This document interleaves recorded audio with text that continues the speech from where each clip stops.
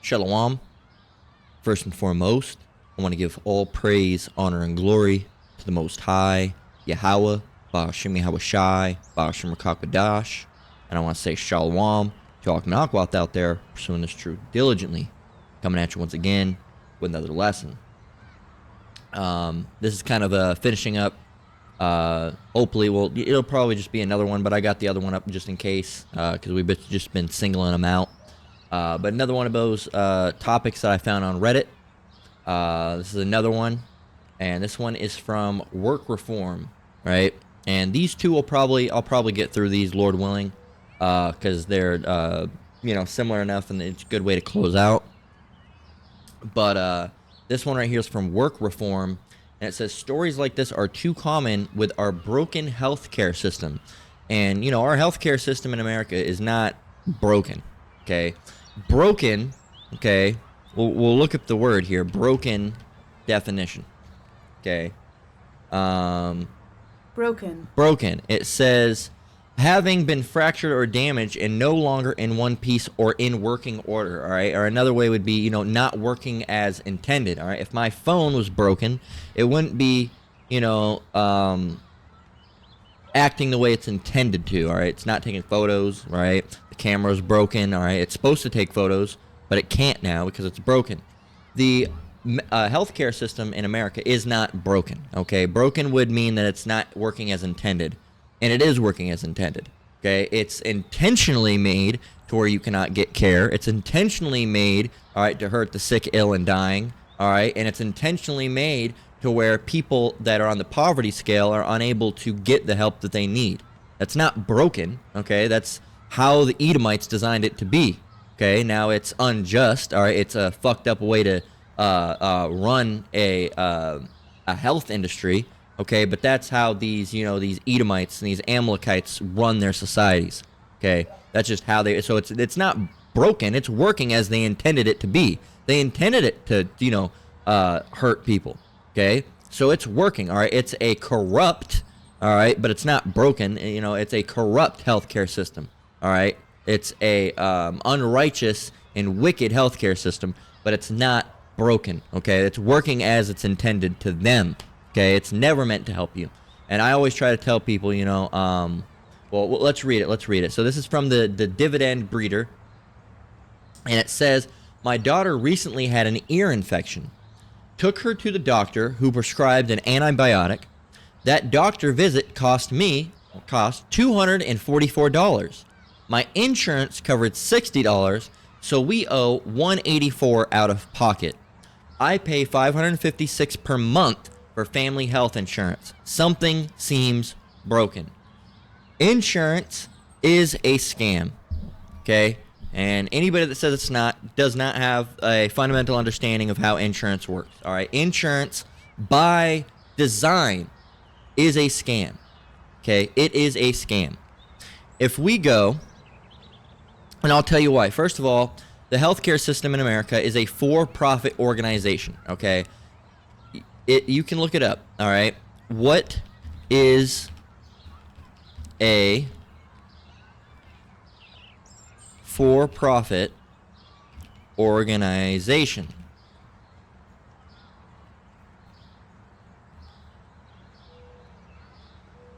Not study, just do it normal.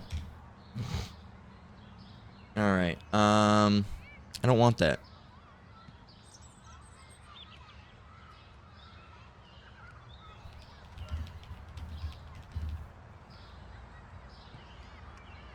All right. So, nothing, just asking simple. Says, got it. We'll keep it simple then. A for-profit organization is a business that is set up to make money for the people who own it. Okay? Example, a clothing store, a restaurant, a tech company like Apple. Their main goal is to earn more than they spend so they can keep the profits. Is healthcare in America for profit? Right? And it says, excellent question, and it's actually a mix. In the U.S., healthcare can be both for-profit and non-profit, depending on the type of organization. So, You see some hospitals are nonprofit, like many religious or community hospitals. They reinvest the money into services, not into the owner's pockets. You know, that's just privately owned hospitals. That's different. Others are for-profit, owned by companies or investors that expect to make money. Health insurance companies. There you go. Most major health insurance companies like United Healthcare, Aetna, Cigna are for-profit. Their goal is to make profits for shareholders. All right. Who are the shareholders for major insurance companies, and who or what body is the biggest shareholder?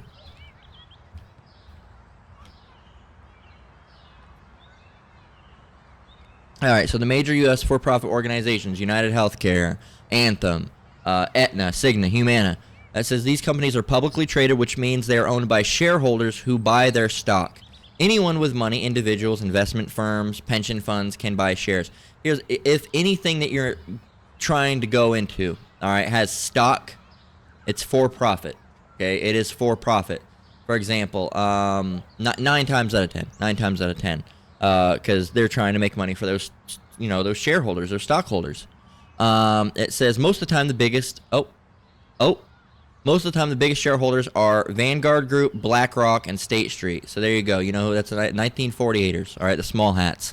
So that's not broken. All right, and you can even ask it. You know, is insurance in itself for profit? First, what is insurance for? You pay a little money, regularly a premium, to protect against a big cost later, like a car crash, hospital visit, or a house fire. Is it for profit? That depends on who provides it. For-profit insurance companies, most common in the U.S. That's all you need to know. Okay? Non-profit, some exist, especially in public health systems or co-op models. They focus on covering costs and serving members, not making profit. Blue Cross Blue Shield branches used to be non-profit, though many are now for-profit. So some used to be non-profit, but now they are for-profit. And any insurance company is for-profit, so they have to profit. So here's how this works. You pay them, you know, let's say $100. Let's just use this guy's. What is he's paying $556 a month. Okay, so this guy's paying $556. All right, times 12. All right, which is going to equal out to $6,672. Okay, so in that 12 months, really, they're expecting you not to have an issue. And if you do have an issue, right, that it never goes above this number. And ideally, they don't want it to even go half. All right, they don't want it to be in the $3,000 range either.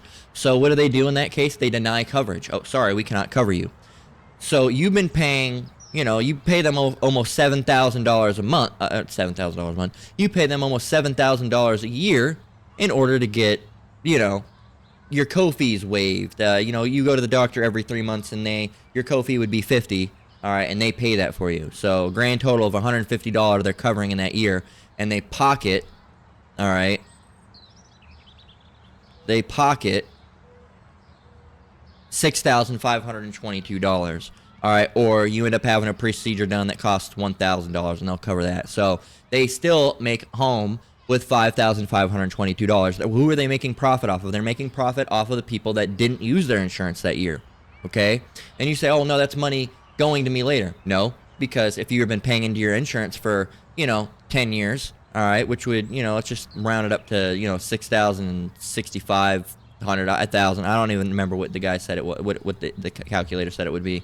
Or actually, we can go right here, 6,672, and we can just times that by, we'll just say you've been paying into it for, 8 years, okay?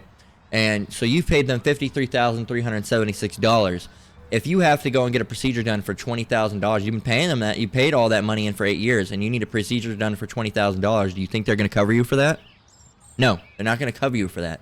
But if you took the same money, all right, that you were giving them, and I always tell this to people, if you want an insurance plan, take the same money, $556 a month, and you put that in an envelope, okay?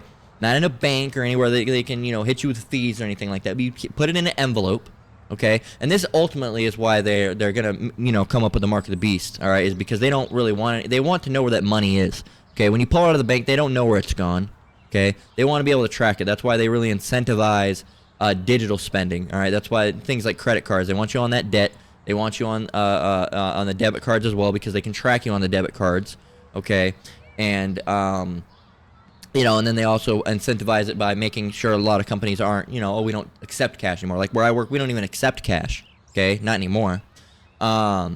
So that's what they do. So you would be better off just taking that $556, shoving it in an envelope, and being done with it, because the whole program of insurance is set up to rob you. It's a for-profit organization. How are they profiting? By not paying you.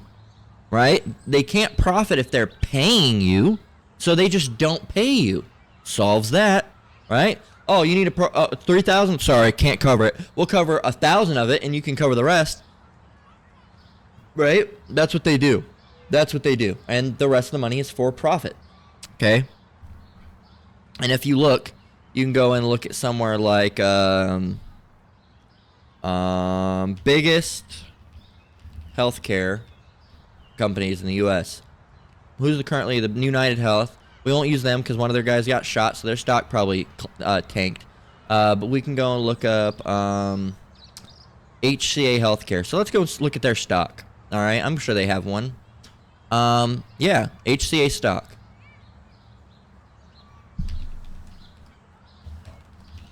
Okay, it's gone up. Let's look in the 5-year bracket. Boom. Profits are looking pretty good. Higher and higher and higher and higher and higher and higher and higher. Okay? Max. We'll go from, look at this. Look at this. Starting 2011, their profit margin was only 31, well, not profit margin, but the profit that their, you know, that their stock was worth was only $31. As of today, it is currently $404.97 USD. So it's going up, and I'm willing to bet that even with United Healthcare, it's gone up quite significantly. And, you know, yeah, look at this. Boom. Right? Raising. And then, you know, it tanked when, you know, after a while. All right? Because, you know, the shit. But look, it even was rising. $307. All right? 42 cents. So they're boosting, you know, they're booming. All right? They're doing well. All right? And that's because everybody has it. And everybody's paying them money. Okay, and they're not putting out as much money as they're getting paid. That's profit. That's what profit is. You're making more money than you're spending. Profit. Okay? So, and this is how America is set up on everything, by the way. They set up everything under this ideal system of theirs, all right? For profit, for profit, for profit. Okay? And that's because this place is set up to just fucking drain your bank account. It's set up to empty your pockets. It's set up to rob you. All right? Which leads us, all right, a couple minutes over my marker where I like to get a scripture, Slakia, by 3 minutes. This leads us into Nahum 3:1. All right, the bloody city. All right, give me a minute, actually. Hey, Google, turn on my light. All right, but this leads us into Nahum 3:1, which reads, "Woe to the bloody city." All right, and America has a lot of names. All right, within the Bible: Babylon the Great, the North Country, the bloody city. Spiritual Sodom in Egypt, right? Bloody city is what we're dealing with today. Nahum 3:1. Woe to the bloody city! It is all full of lies and robbery. The prey departeth not. Now, who is the prey in this society? All right, who is this? Who's the prey? It's Jake. All right, the so-called Negroes, Latinos, and Native Americans. All right, where we are the ones who suffer from all these systems the worst. All right, Esau, you know, most primarily Esau, but the other nations, they get certain breaks on certain things that don't happen. All right, it's primarily Edomites though. That's why they call it white privilege. All right, there's, you know, they for example, I go to the dentist I go to is in generally a minority area, as they would call it, and you know the price is, yeah, you know, it's not the best, not the worst. It's a affordable dental clinic. And they tell you what they can and can't do. They don't have the best people in there. They fucked up on some shit. And, you know, they don't really have anything. They get in, they don't do none of that. All right, they don't offer you nothing. Now, my girl had to recently go to a cleaning, so she went to one in a white area, all right, in the nice area. and they offer you, a bunch of different payment plans that aren't like normal like credit cards. The one I got was a credit card. They offer her a bunch of like other stuff, because she went to the rich white area. All right, even though she's a Jake, they operate on a different level over there. All right, apparently they got Netflix. All right, they'll offer you a anxiety medication if you're having anxiety. They'll do this, they'll do that. You get they gave her like fucking $20 floss, right? So something like that. It's crazy, but they don't give you none of that. Matter of fact, when I got my teeth removed, and for my dentures, they forgot to give me a denture cup. I had to go to Walgreens and buy one, right? That's how they do you on that shit, right? So the poor places set up for the poor are to keep you, poor and, give you the service that a poor person deserves, which is not shit, okay? And really to extract as much money as they can from them, all right? Really. That's really how it goes, because this place also likes to rob the poor, as we're going to get in just a minute. So Nahum 3:1, woe to the bloody city, it is all full of lies and robbery, the prey departeth not. So the prey is us, Jake, all right? We're the ones that get preyed on the most, and our people don't want to depart. All right, they want to stay in the society. I love this place. What you talking about? This is freedom, man. I love this place. This place is great. It's got the rap music, the chicken bones, all right, the badass bitches, right? All just naming a bunch of ignorant shit, right? Nothing good, just all ignorant, right? And they don't want to leave, all right? They don't want to go home. They don't want to think about, Yahweh Shai Shai. They don't want to think about Yahweh Shai returning and destroying this place, because they love this place, all right? If Yahweh Shai destroys this place, that means their chains are going to burn up. That means their records are going to burn up. That means all their Black and Milds that they love to smoke are going to burn up. All right, all those tube tops that they like their girls to wear, those wet T-shirt contests, that's all going to go away. They won't have that anymore. So they don't want to depart from this place. So even though they're prey, they want to keep on continuing to dwell in the lion's den, man. Because the society, again, has been ingrained into their mind and fucked them up in the head. And now they want to stay here. All right, I love this place. What you talking about? I love this place. Yeah, there's some fucked up shit, but man, we're gonna take over. We're gonna take over. Not in this society. Yeah, you're right. We got next, but it's not gonna be in America. All right, with all the shit that Esau built up. No, everything here is built on wickedness. No, you think you on that they clone Tyrone spirit. You think that you're gonna raid the shit at the end of the day and find it? You ain't. Your black ass ain't gonna find out shit. All right, what you gonna do? Hey, you need to let me in. What are they gonna do? You very right, sir. Right on in here. Let's show you all the secrets. No, man, they're gonna disappear your ass. Okay, same with your brown asses. All right, you Latinos and Native Americans as well, so-called. All right, it don't matter if we all got together. All us so-called Negroes, Latinos, and Native Americans. We ain't gonna be able to do shit.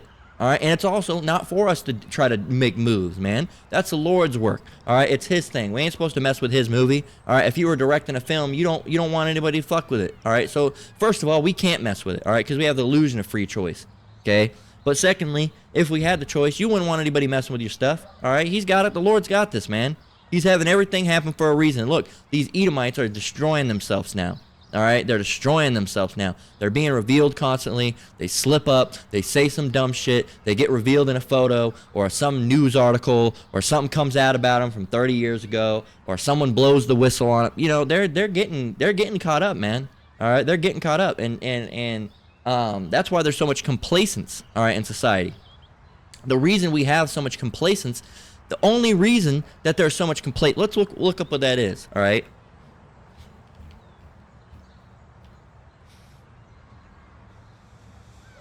All right, complacent. Showing smug or uncritical satisfaction with one. Nah, we're not really looking for that one. It's not the word.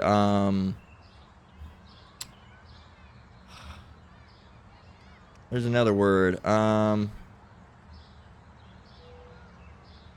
Yeah. This is it.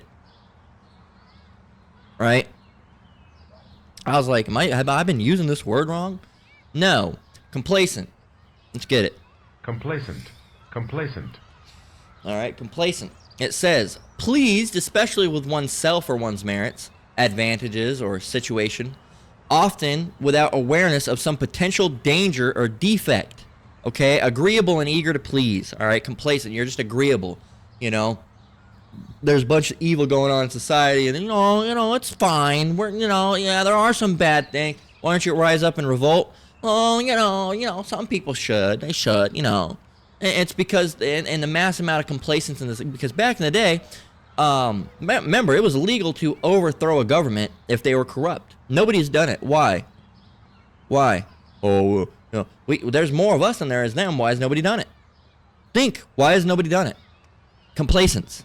All right? And comfort. People are comfort with it. They really like it. And then complacence. And the Lord has put that spirit upon our people and upon everybody, because that's put on us because we're not supposed to do anything, because it's not our job to do anything. We're not supposed to be staging revolts and pulling people out. Look, it's the Lord's job. He's going to put these people down, man. We don't have to do a damn thing. Okay? It's not our job. Okay? Here it is. You're a regular employee. You're trying to do the job of the CEO. You know what's going to happen? You're going to get fired, man. You're going to get fired. They're going to let your ass go. Okay? So that's just how it is, man. That's just how it is. So, yeah, man, and that's why Jake don't want to depart. All right, that's why they don't want to depart. They love this place. They love it. All right. Let's get another one. There's a couple scriptures about not robbing the poor, I believe, but Proverbs 22:22 says, "Rob not the poor, because he is poor. Neither oppress the afflicted in the gate." So, rob not the poor. Why? Because he's poor. You're not supposed to be robbing anybody, let alone, especially not the poor. He don't have shit to be robbed of, and you're robbing him. All right, and that's what they do. They rob the poor the most. All right, they make gas more expensive in the hood. They make products more expensive in lower income areas. Why? To keep the poor poor. Okay, they're robbing the poor to keep them poor, because you can't have billionaires without the poor. Okay, you can't have billionaires without the millionaires, and you can't have millionaires without the middle class, and you can't have the middle class without the poor. Okay, you can't. It's a society that they've built up in a tier list to keep you like that. The poor's on the bottom, does all the work.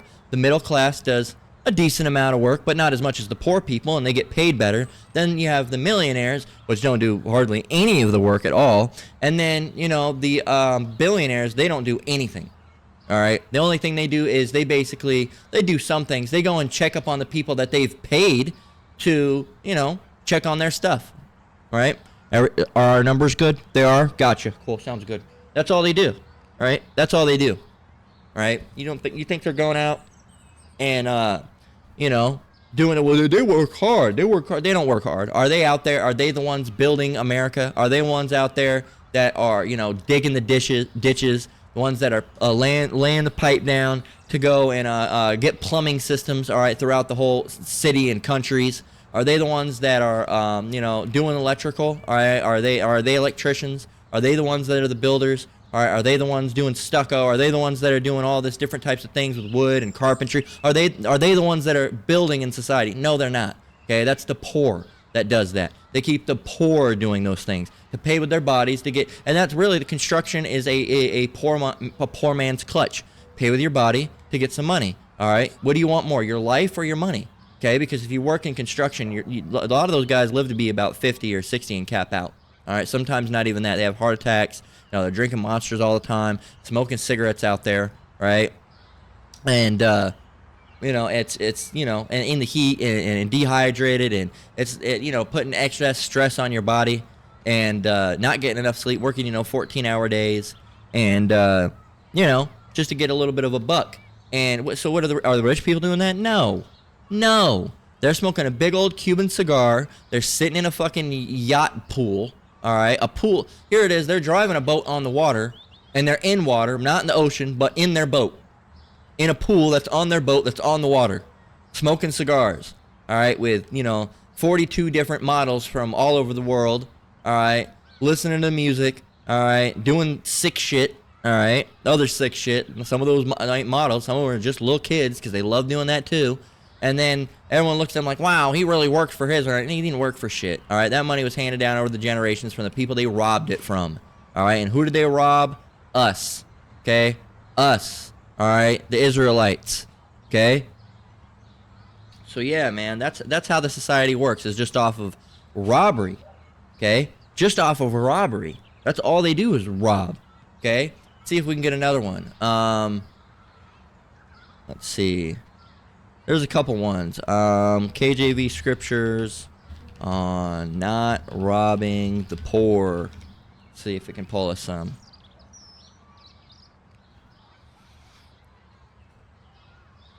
There's another one.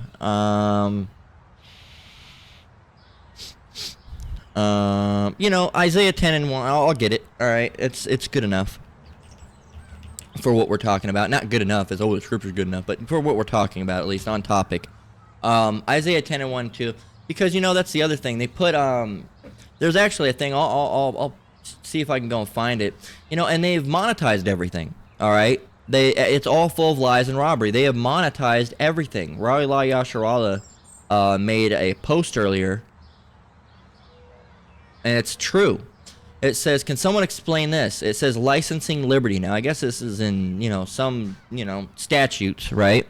It says, no state shall convert a liberty into a license or and charge a fee thereof, right? So you cannot convert a liberty, a freedom, all right, and start a license and start feeing for it.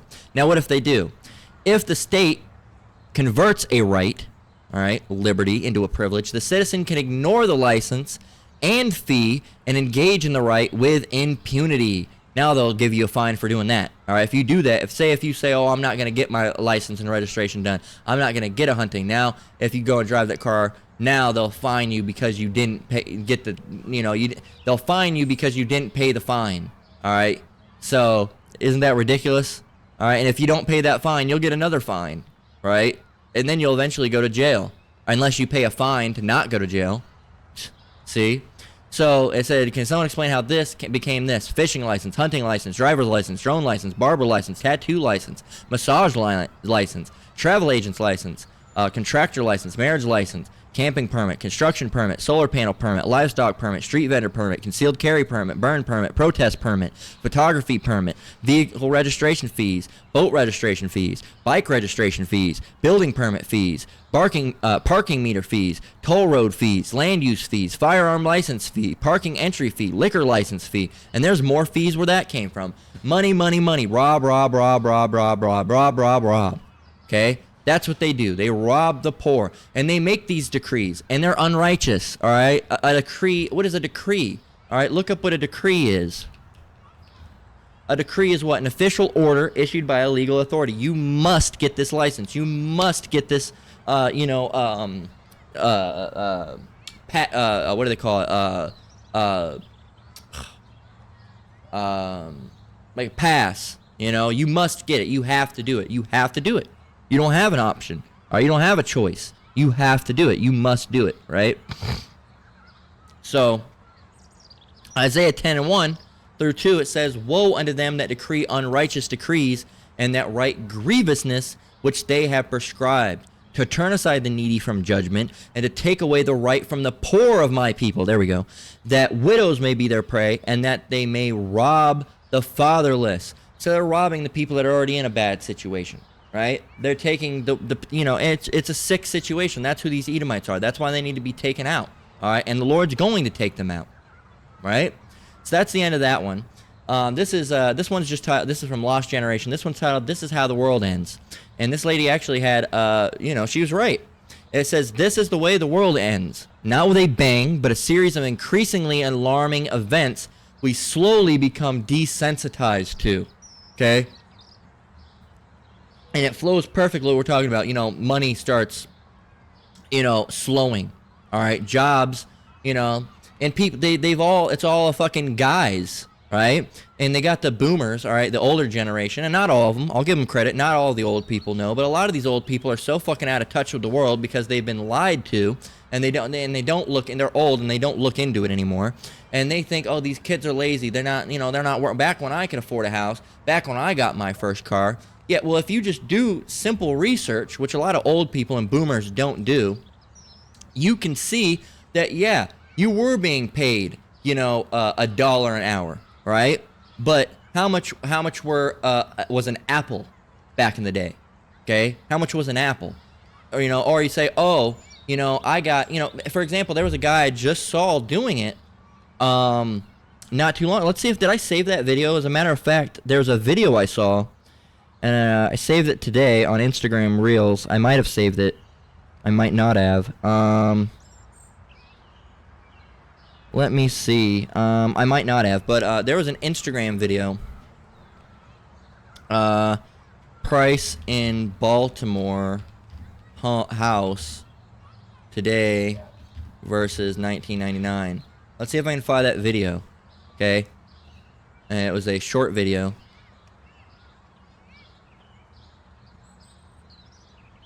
It was like one of these guys. All right, I'll click it and see what we can. It was like this. Let's see. Come on, where's the audio?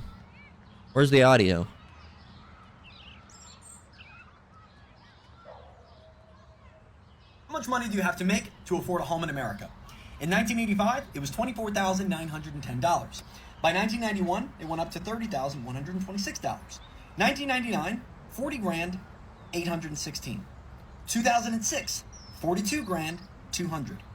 By 2015, the number actually went down. This is post-crash and entering low interest rates. By 2015, the number was $32,150. 4 years later, in 2019, it was $38,500. Let's enter the post-COVID era. By 2021, the number had risen to $63,925, nearly doubling since 2015. By 2022, it was $92,148 by that year, December, with having higher prices and higher rates. And as of today, when the data was most recent, by the end of Q4 2024, the number is now estimated to be in or around $126,764 needing to be made per year to afford the median home in America. Just to buy a house in 2024, and it's 2025 now. In 2024, to buy a house, $126,764 that you're making a year just to be able to afford a home. Okay? And a lot of the time they're denying people mortgages now. He said, well, you can get a mortgage, right? And you can't get a mortgage, okay? You can't get a mortgage because a lady tried to get a mortgage. She was paying $1,200. No, she was paying like $1,600 or $1,800 a month, all right, for her apartment. And she wanted to buy a house, and they said, oh, the mortgage is $1,200 per month. You won't be able to afford it. We can't pass it. We can't allow you to take a mortgage out on this home. So she's paying more to rent than she is to be able to buy that. And they don't want you to buy a home anymore, okay? The baby boomers, look, you grew up in the boom, all right? Everything was down, all right? The economy was great. You bought it just enough to, take up all the housing and fuck everybody in the next couple generations, all right? So that's how it went, okay? And if you weren't a part of that boom and you didn't get on it then, sorry I didn't buy a house in 1983. I wasn't born yet. My bad, right? And then you talk about, well, the minimum wage has gone up. Yeah. But milk is now fucking like $6 to $7 a fucking gallon. What are you talking about? What are you talking about? What was milk when you were talking about this? Was milk $6 and $7 a gallon? Was it? Because I bet it wasn't. I bet the shit was probably like $1, all right, or even cheaper, all right. I don't know what it was back then. I wasn't alive back then, but I bet it was cheaper, all right. Grocery costs and everything. Yeah, you guys are making, $15, $16 an hour. Yeah, and gas is $5 a gallon, all right? And then on top of that, you got milk that's like $5 to $6 a gallon, okay? And then you got bread that's like $4 or $5 for a loaf, okay? A fucking jar of mustard, all right? A thing of mustard is like $3, okay? For some mustard, right? And then you gotta get the ketchup to go with the mustard, and that's another $3 or $4, all right? That's $7 just on ketchup and mustard right there, right?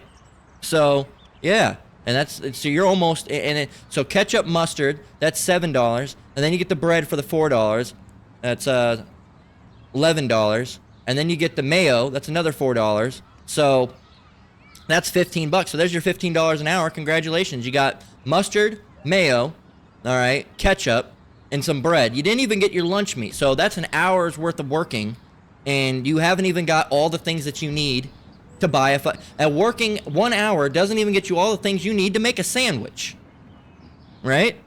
You realize that. So this place is, look, here's another video. Check this out. Millennials and Gen Zers who are complaining that they can't buy a house are not working for minimum wage.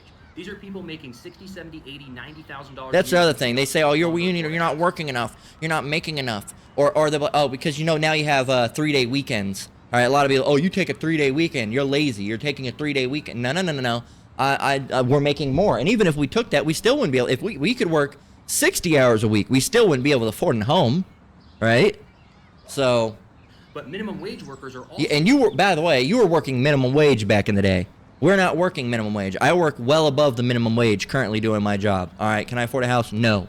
Okay, I work well above minimum wage, like $5.50, right?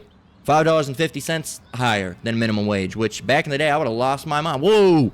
Now it's still not enough to make ends meet. It's not, man. It's not.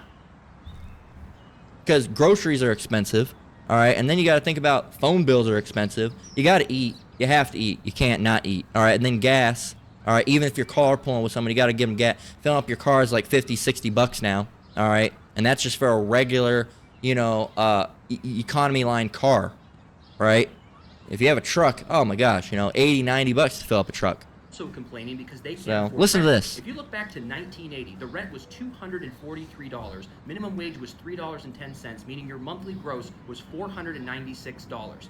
So to rent this apartment, it would be 48.9% of your gross income back in 1980. But let's fast forward to 2024. The average rent is $17.47. The federal minimum wage is $7.25, giving you $11.60.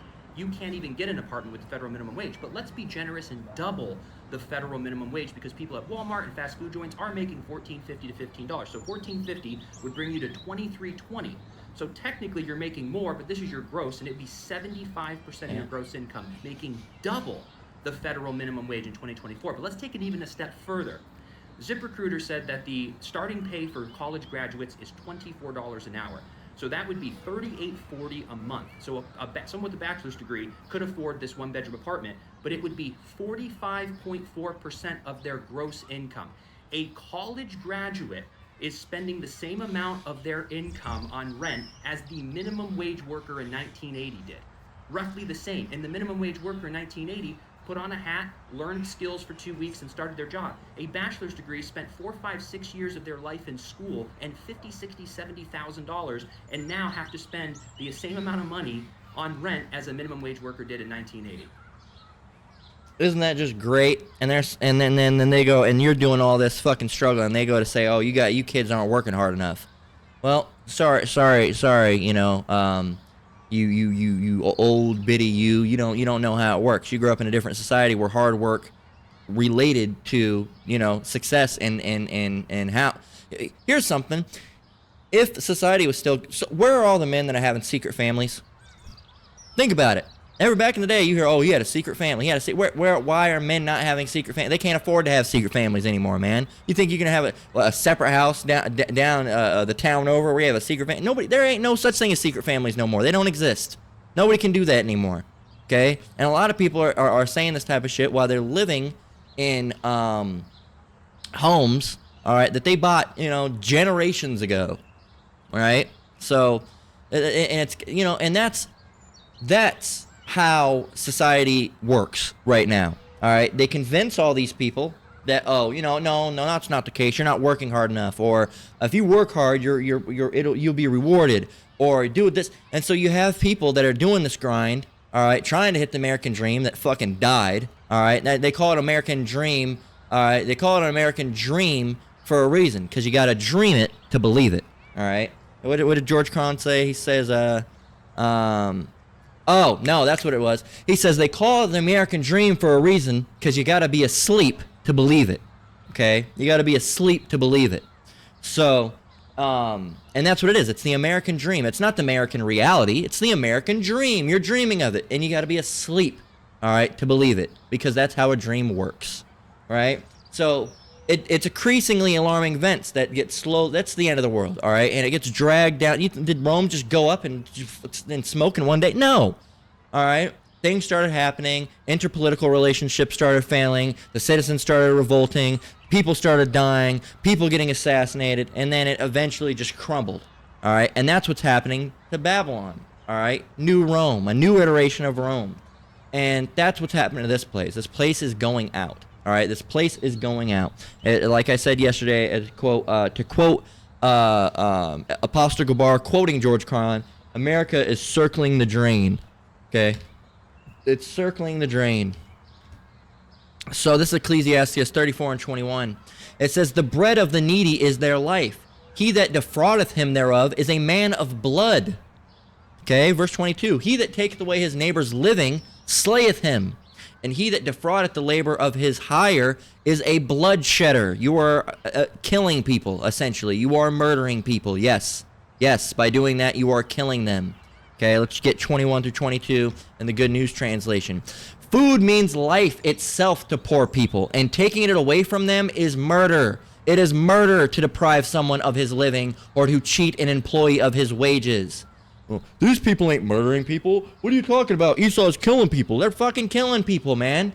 They're making it to where they can't afford health care. They're making it to where they can't afford food. And like the Bible don't lie. It's right here in the Good News Translation. Again, food means life itself to poor people, and taking it away from them is murder. It is murder. It is murder to deprive someone of his living or to cheat an employee of his wages.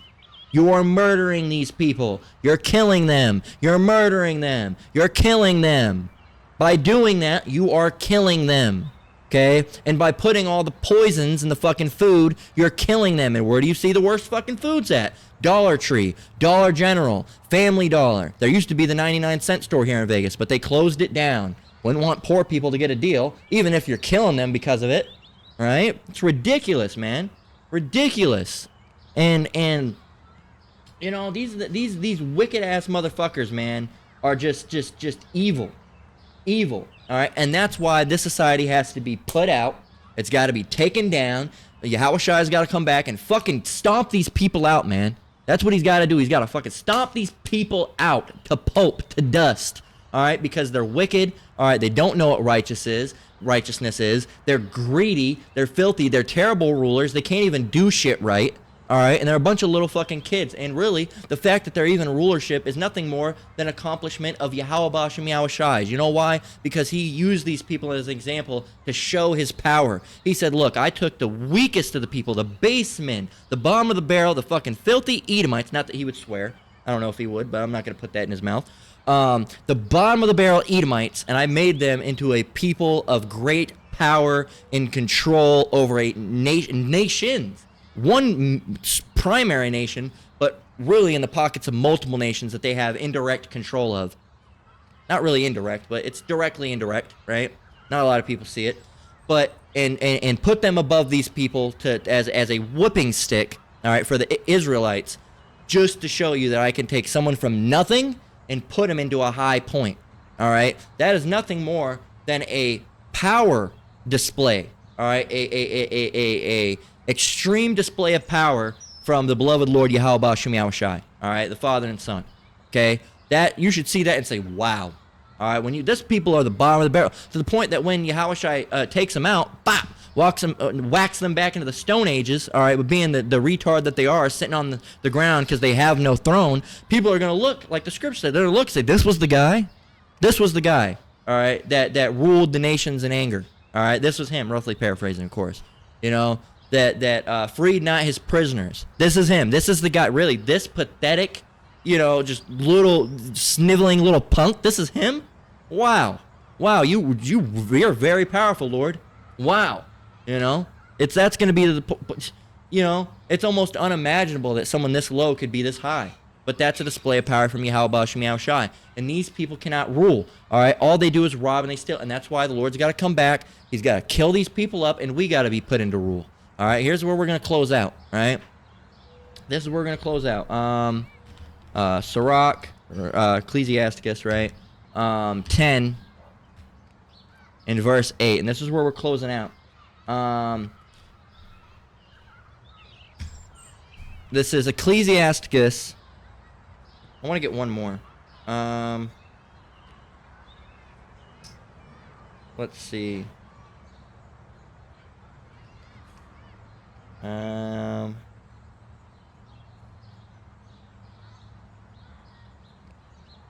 get Jeremiah 22 and 13, and then we'll get this and close out.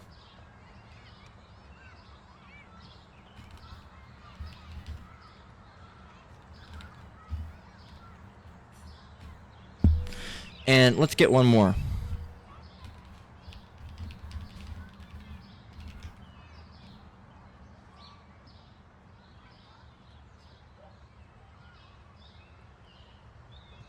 right? Trying to find out, when the days would come. All right, are we in the end days? Matthew 16:1. The Pharisees also with the Sadducees came, and tempting desired him that he would show them a sign from heaven. And he answered and said unto them, when it is evening, ye say, it will be fair weather, for the sky is red. And in the morning it will be foul weather today, for the sky is red and lowering. O ye hypocrites, you can discern the face of the sky, but can ye not discern the signs of the times? A wicked and adulterous generation seeketh after a sign, and there shall no sign be given unto it, but the sign of the prophet Jonas. And he left them and departed. So you can't see. It's just like it says in this. This is the way the world ends. Not with a bang, but a series of increasingly alarming events we slowly become desensitized to. And only the people that Yahweh Shem Yahweh Shai is not dealing with are going to be desensitized, because anybody in the right mind that has the Holy Spirit dealing with them, the Ruach HaKodesh, the Spirit Holy, literally, the Holy Spirit, all right, would be able to see that we're getting into worse and worse and worse and worse times. Okay, everyone's, oh, things are getting better. They'll get better. When? They haven't gotten better.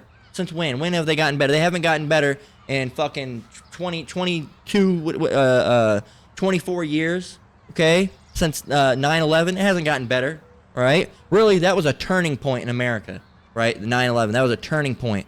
The first big boom, all right, to this society's downfall, all right? It had been happening for a while, but that was the first big slam, all right?